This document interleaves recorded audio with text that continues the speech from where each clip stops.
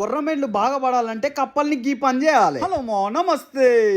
మనం కొర్రమేండ్ల కోసం కప్పల్ని ఎప్పుడు పట్టుకొచ్చినా ఒక పని చేస్తాం, గదేందో మీకు కూడా చూపిస్తా. కానీ కప్పలకు లబ్బర్ క్వాలిటీ అప్పట్లకి ఇప్పుడు మంచిగా రావట్లే. ఒకప్పుడు కప్పలు ముద్దుగుండేమో మెత్తగా, ఇప్పుడు జర గట్టిగా ఉంటాయి. ఒకవేళ కప్పని కొర్రమేను కొట్టినా కూడా నీ తల ఇదేంద్ర నాయన ఇంత గట్టిగా ఉందని కక్కుతాంది బయటికి. గట్ల చేపలు కూడా ఉత్తానం ఊసిపోతున్నాయి. అదే జర కప్ప మెత్తగా ఉంది అనుకో, ఇది ఒరిజినల్ కప్పేరా నాయన అని మంచిగా మింగుతాంది మా కడుపు నిండా. మొన్న తీసుకొచ్చిన ఈ కర్ర కప్ప కూడా కొద్దిగా గట్టిగానే ఉన్నది. ఇప్పుడు ఏం చేయాలో మీకు కూడా చూపిస్తా. ఫస్ట్ గిన్నెల నీళ్ళు తీసుకుందాం. ఎప్పుడైనా సరే కొత్త కప్పల్ని తీసుకున్నప్పుడు గిన్నెని వేడి నీళ్ళతో స్నానం చేపియాలి. ఫస్ట్ అయితే మనం 2 కప్పలకైతే మెడలకు తాళ్ళు కడదాం. ఒక దారం తీసుకొని మూతులకు 3 ముళ్ళేసి ఇట్లా మూతులకు ఏం కట్టకుండా డైరెక్ట్ నీళ్ళలో వేసినాం అనుకోమో మొత్తం ఇంకెక్కువ మెత్తగా అయితే కరిగిపోతుంది కప్ప. మరి ఇట్లా దారం కట్టి మూతులకు మంచిగా ఉడకబెట్టాలి. కప్పలు ఎప్పుడైనా సరే పైన వెళ్తే కొద్దిగా ముడ్డి కిందికి మునుగుతుంది కానీ మూతి మునుగదు. ఎటు చేరి కప్పని మొత్తం మునిగేటట్టు చూసుకోవాలి. అట్లయితేనే కప్పలు మెత్తగా అయితే. మా బావ కూడా ఒకసారి కప్పని ఒత్తి చూపిస్తారు చూడండి, మస్తు మెత్తగా అయింది మా. ఇప్పుడు కప్పని కొడితే నీ తల మంచిగా నవ్వుతుంది దవడకేసి. ఎప్పుడైనా సరే మీరు కూడా ఇట్లా ఉడకబెట్టుర్రి. కప్ప కూడా 10 కాలాల పాటు చల్లగా ఉంటది. మామ సడన్ గా చూసినా మా బావ ఏమో పని చేస్తుండు.